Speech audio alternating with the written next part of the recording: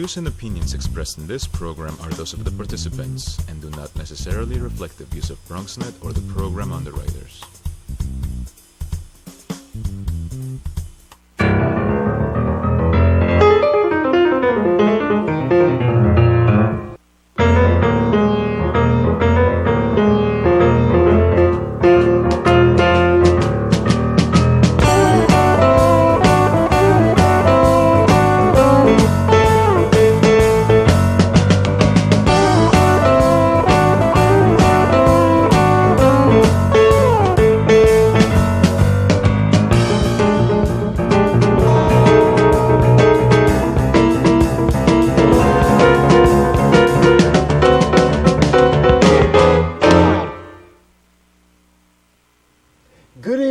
Welcome to Bronxtalk. Hosting some of the borough's largest and most controversial projects, Community Board 4 has been a point of focus for many years. Not only is the entire Yankee Stadium renovation and some of the auxiliary projects within its borders, Community Board 4 has seen its share of development proposals, like the one for a new soccer stadium, difficulties like the recent shutdown of the Highbridge Life Community Center, and new concepts like the recently announced idea to add a Bronx neighborhood called Cromwell Jerome. Tonight we'll meet the Community Board Chair and District Manager and review all of these subjects and more. If you'd like to talk on Bronxtalk, then please call in at 718-960-7241 or email us at bronxtalk@bronxnet.org, and we'll read those on the air during a future edition of our program. For the here and now, it's the Chair of Community Board 4, Kathleen Saunders. Good evening. Thank you for joining us. And the board's District Manager, Jose Rodriguez. Thank you for joining us. Thank you. Ms. Saunders, let's just start with you and get right to this idea of the Cromwell Jerome neighborhood, which we saw in the Daily News. Why would we want to have a new neighborhood designated? It seems like a rather arbitrary thing. Gee whiz, we're just going to carve a new border. Why would we want to do that? Well, if you look at the area as it stands right now, and it's a lot of undeveloped property there, and you have car repairs that are taking up the sidewalks, and we can use that space to enhance the green space, apartment housing, and regenerate some revenue within that area to improve. So it's not just, hey, we have 62 neighborhoods in the Bronx. What a nice idea. Let's create another one. It's because you want to do something. We want to improve the quality of life around Let's talk specifically about where that area is so people will know where we're talking about. And we have a map we're going to put up there as well. Okay. That is a block radius, about 57 blocks. Cromwell and 57, so it's not a small little neighborhood. No, we're talking about a pretty good size area. Yes. Right. And if you look at the area as it stands right now, then there's reason that we can develop it and improve the surrounding areas and also bring in retail and jobs in that area. So we're improving a lot of things in that.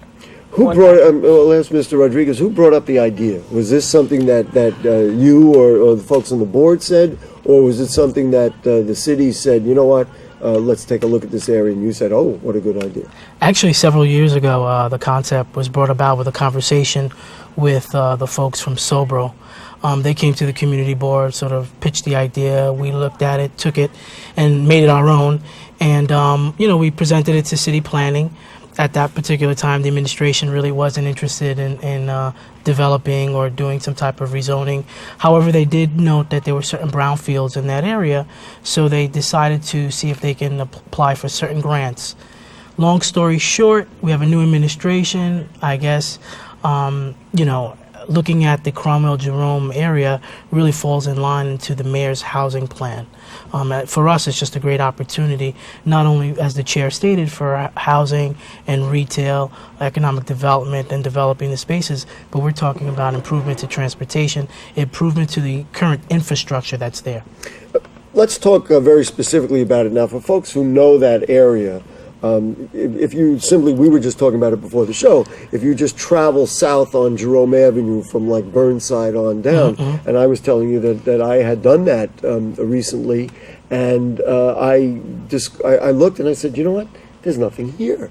It's just auto body shops. I mean, nothing against any of the business owners that are there, but why would you want auto body shops in a place that's inaccessible by cars because it's under the L? You talked about infrastructure. A conversation I had in preparation for the show, somebody said, but you know what? The number 4 train is busy and it's crowded all the time. Can we do something with the infrastructure if we're going to bring people in or have people who, more people move there? Is it going to be able to tolerate the kind of congestion that might mean on the train, in the schools, for nearby stores and things like that? I think so, and I think having this study would bring about that conversation at length, and really look at the neighborhood in general, this specific study area, but also the community board as a whole. And I think out of this study and the conversations that we will have with stakeholders, hopefully we'll be able to, make those changes to the infrastructure so that it can withstand, the new arrivals and new folks coming into the area. Ms. Saunders, let's talk about input and community input. It's a sore point in the Bronx, and every time there's a development or an idea, every neighborhood in the Bronx, and I hear about it sitting in this seat on this program all the time, people say, you know what, it's a runaway train. There's people out there there's developers that have interest, there's everybody that has interest, but nobody asked us, the people in our community. I'm sure the people on the community board have thought about this. Talk to me about what process would make sense for you as a chair of the community board so that you'd feel satisfied that everybody's in on this. And that is by having community-based stakeholders, for example, come to the table to present their ideas, and so that we can listen, and we're not just sitting there saying, well, let's do this, or being dictated to say that. And what would be the framework for that kind of thing? The framework would be getting hearings and things like that? Community members to come on to a steering committee, let's say, to talk through the points. And I must say that Community Board 4 has a very interesting recent history about that with that soccer stadium proposal, because in my discussions and what we did on this program, there was a lot of discussion with community members, and they had kind of an open forum without people ramming it down. Mr. Rodriguez, you're shaking your head yes, that this was a democratic process. Absolutely. Just to move on, the status of that soccer proposal at this point, soccer stadium proposal, the latest we read was that it's on its way to Queens and not to the Bronx. That's what we know is what folks have been reading. Did you have a thought about it? Did you like the idea? You didn't like the idea? Well, I was kind of on the fence about it, to be honest with you. There would have been things to iron out. How would it benefit the community? And I know that they would have, let's say, 6 weeks of soccer games. Then what would that facility be after that? Would it be open to the community so that we could have our youth? Some youth activities in there. Was there educational programs educating them about the soccer game itself? So you still had a lot of questions. Yes, perfect. And I guess the experience of what went on with Yankee Stadium and the parks and everything else was part of that education, I guess, that you and the board got over what is appropriate and not appropriate. Right. And actually, the Community Board 4 did not have an actual come and let's hear your thoughts. Yeah.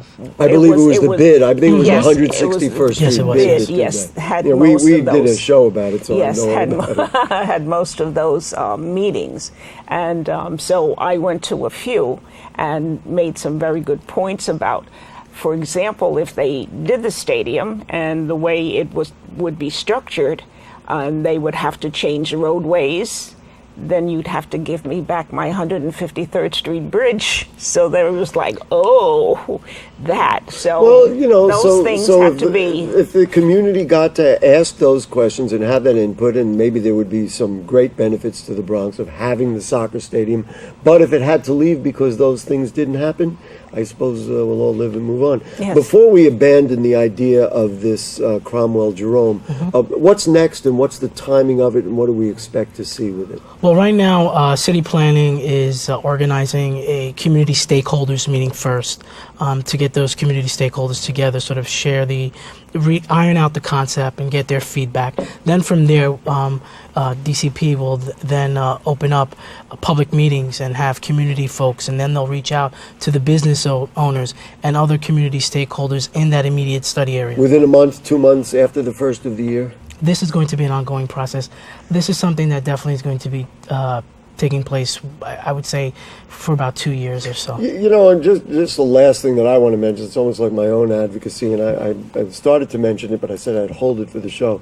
I was in the area where I say in the Bronx, we had built Charlotte Street, and we had built all those beautiful homes and really created a neighborhood. My thought was, if we were to do that kind of thing now, we'd end up with towers, and nobody would take the time or spend the money to build, those kind of neighborhood things. Is that what is your vision? Or I'll ask you each real quick, and then I want to move on to other subjects. What is your vision of what should be there? Do we need a lot of housing? And I'm not saying no, but do you want to have big towers, and are we going to bring in a lot of people in that way, or are we talking about the kind of neighborhood that we created at Charlotte Street? I would like to see a mix of the two. Mix of the two. Absolutely. We definitely with affordable being one absolutely, of the important. Yeah, absolutely. And having a mix of the two, this way you can definitely have that economic diversity that you need in order for a community to actually thrive. Without that, I just, we're creating something that may not be a success. That's out of context. Ms. Saunders, you said you agree with what he was saying. Yes, definitely. And to bring the community together, you do need a mix. And that's where we're moving towards. My hope is, after sitting in this seat for so many years, that maybe we're learning something in the Bronx and how to do it right. And if we and maybe this would be an example of that. And I hope that the community and the board gets really good input, and we come up with something really spectacular that brings in stores and restaurants and people and creates a new neighborhood. Wouldn't that be wonderful? All right, next topic. On the other side of the coin, there's concern, and Mr. Rodriguez expressed to me before the show, there's concern in your district and, frankly, in many of the community boards that development is bringing in homeless shelters, and the city is saying, well, here's a place, and then all of a sudden we've saturated community board with homeless shelters. Ms. Saunders, what are your concerns? Just that, I guess. You're right, just that. There is a lack of communication with the community boards, and we are notified or told that, there's a shelter or facility is going to be on this block. And 9 times out of 10, the residents are already there. So they've already put it in, and you found that after the right, fact. so there is no communication with the authorities or trickling down to the board. And then we are the last to know.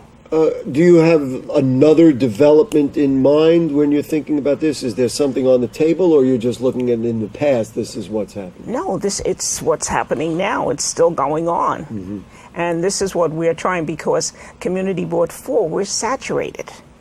And we feel that should be spread out among certainly in the areas over by where the old Stadium Motel is there. Yes. That whole section, we had done shows on that and that became a men's shelter. You know all about it. Yes. Mr. Rodriguez, a matter of rule and law and process, what should happen? It's nice for the community board chair to say, hey, we want some input, but are there any rules or regulations, or do we need an aggressive Bronx council member to come up with some new guidelines?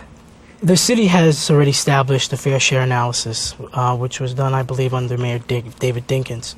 The problem is that, unfortunately, the city is not following its fair share guidelines.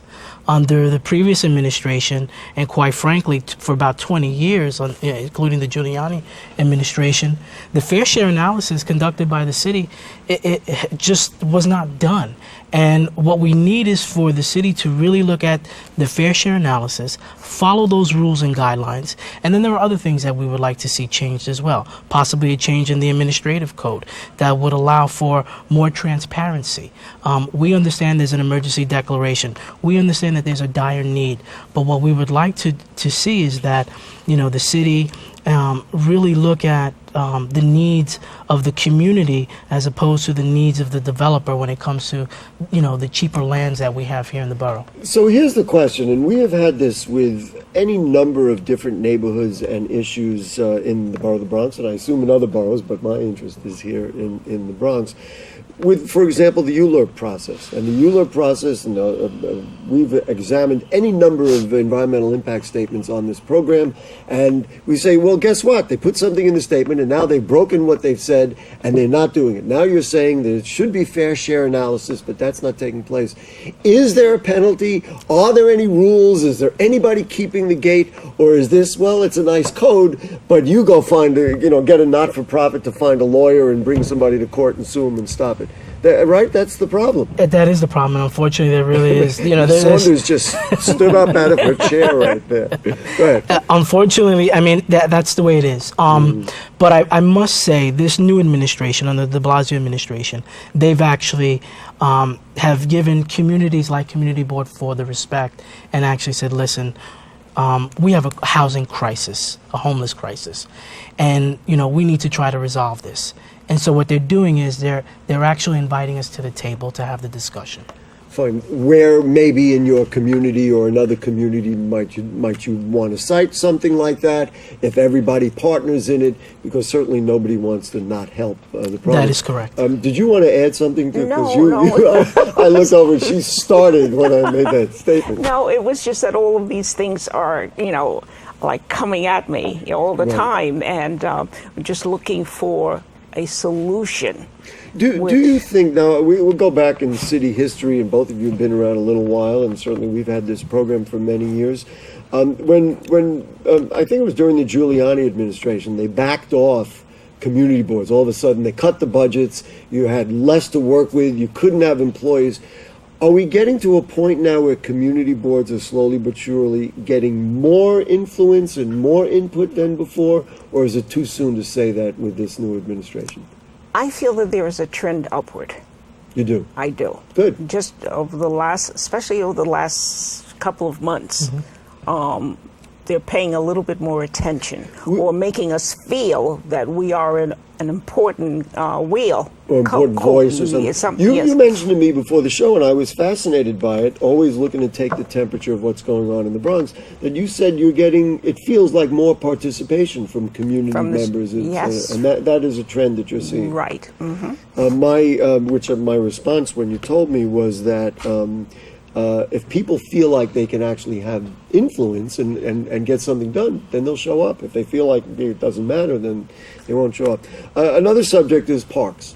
We talked about Yankee Stadium, and there are parks in that area. What's the status? Are you happy with the way it's going, and all the parks and even the playgrounds in Community Board 4? The parks, there's a room for improvement. Such as? For the upkeep. Right, of the parks. Fixing broken equipment, swings and things like that. And we went on a tour of the Bronx parks. Who we? We, Community Board 4. Right. We, several of us took a Saturday morning and toured.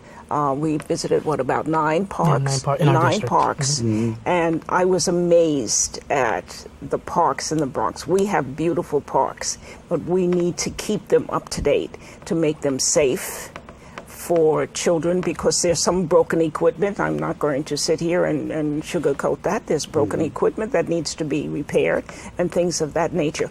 Where the funds come from, well, I'm ready to talk to the man on your right. So when you hear a problem, you say, gee whiz, some people have complained at a park, wherever it is, the seesaws are broken or the benches are broken. And number one, it's just not good for kids to play. Number two, it's a hazard. Number three, it doesn't look good. I mean, there's any number of reasons. And it also would attract the wrong kind of things. When people think things are neglected, all of a sudden you have the wrong kind of element in the park. So when you hear that, are you able to get things corrected and talk me through what the process is like? I hate to say it, but the previous administration, when they did the replacement part program, beautiful. The parks were true to the renderings that were presented to us. This was through the filtration money? No, this was the Yankee Stadium Oh, the Yankee Stadium redevelopment. park. Yes. Okay. The renderings were true to what they presented to us. The parks were beautiful, but I just didn't understand. All right, we put in X amount of funding for these parks, but there was no an allocation set aside for maintenance and or staff for the upkeep. So it just didn't make sense. A nice start you made, but you... Exactly. So what do we have? We have parks that are heavily utilized, okay? And listen, the folks that come, they either come from our community or they come outside.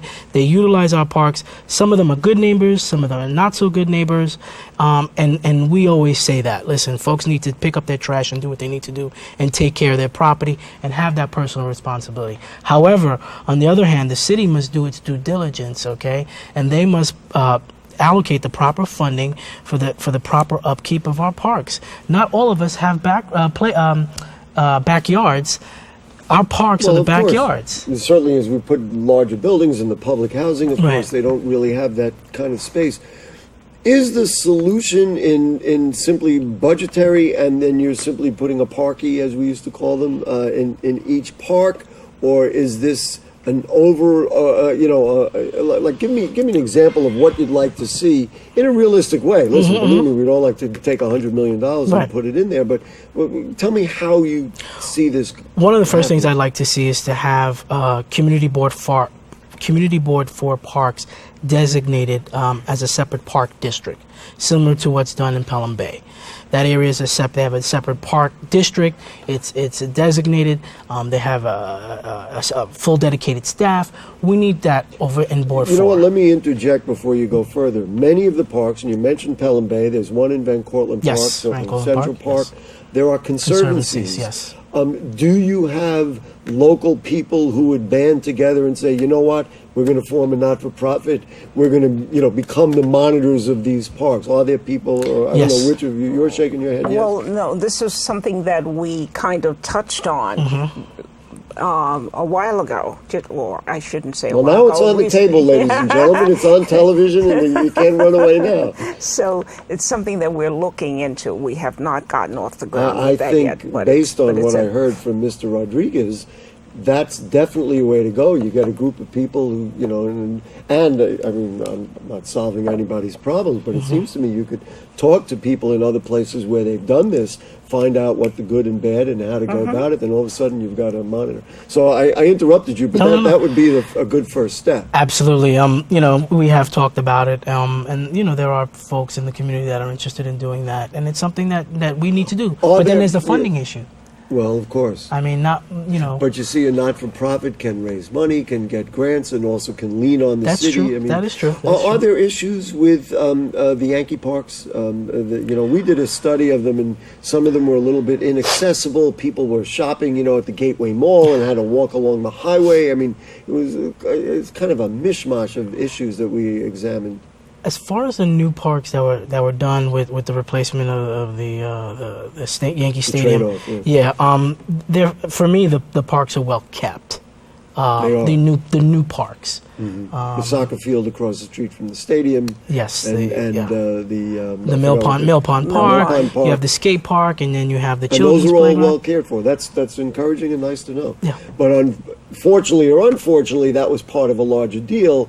So those parks are cared for, whereas you can go into Highbridge and maybe not see that. And Nelson Playground in Highbridge. You got Global Playground in the study area that we're talking about.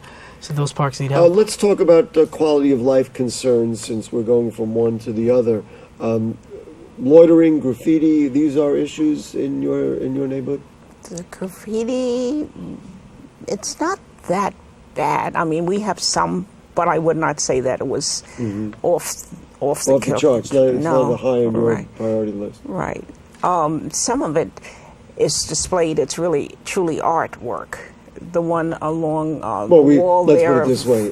That's nice. We'd like it to be done legally. Yes, but the other side. And of course, when we see that, we know that there are young Bronxites who are very talented, who need the opportunity to express themselves. We'd like to find the right framework. Did you want to weigh in on that? I mean, from time to time we'll have the graffiti, and we have an aggressive program for lack of a better word, in the office, folks complain to us.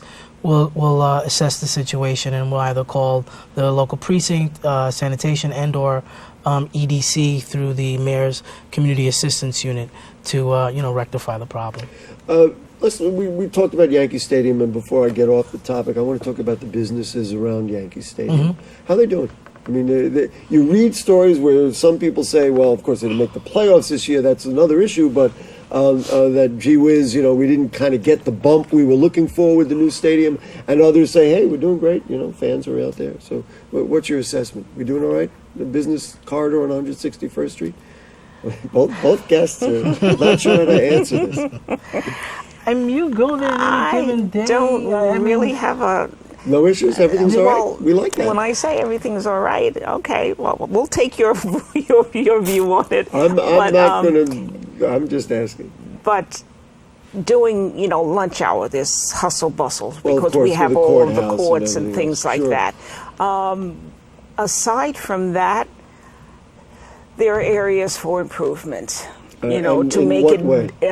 More attractive. Yes, to make, and I would love to see that whole 161st Street corridor look like a little village kind of atmosphere. This is what I was talking about before, about creating little villages and neighborhoods as opposed to big towers and things like that. Because right now, in my opinion, we have a hodgepodge of little shops.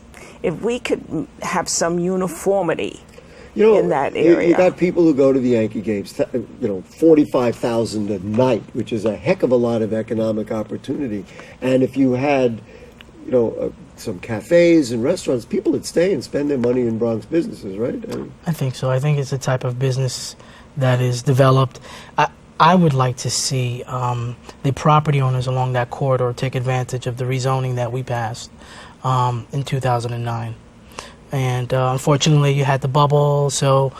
But you have the 161st Street bid. That is correct. And is that sufficient? Is that a way to work through to make these things happen? I think so. I mean, the bid has its challenges. They're doing their work. I mean, as the district manager, I know what I would kind of like to see. Yeah. And I'd like to see them take advantage a lot of what we do on this show is visioning for the neighborhood, and sharing this vision is a very important thing. I wanted to ask something else which had been talked about in relation to the soccer stadium, and we hear about a hotel in garages that were built for Yankee Stadium but not used. What should happen? Do you have a thought on what should happen there, or at this point? Well, one thing that during off season, like they were not in the playoffs now, or where the community could, those garage spaces could be made available for parking for the community. As opposed to just for a Yankee game? Yeah. Sure, why not? Why not? And people are, like every Bronx neighborhood, starving for parking. Right. And what happens is that you have the fans, when there's a game or some activity, they will come in earlier in the day, find a parking space, and then will take the train if they're going to work into Manhattan, and then the residents, when they come in, there's no place to park. So people, they park there during the day, they take the train to work, they go to the ball game, and then they drive their car home at night. Oh my goodness. Wow, that's a heck of a trend. What would you like to see there? You know what I would like to see? I would like to see a mixture of something like a New Rock City and or what was done in downtown Yonkers on Main Street by the waterfront. There you go. Sounds healthy to me. Last question before we got to run, and there's so much to talk about. Is the post office on 149th Street? Yes. But you like what you see? Or you're hopeful? I am hopeful. From what we know, Young Woon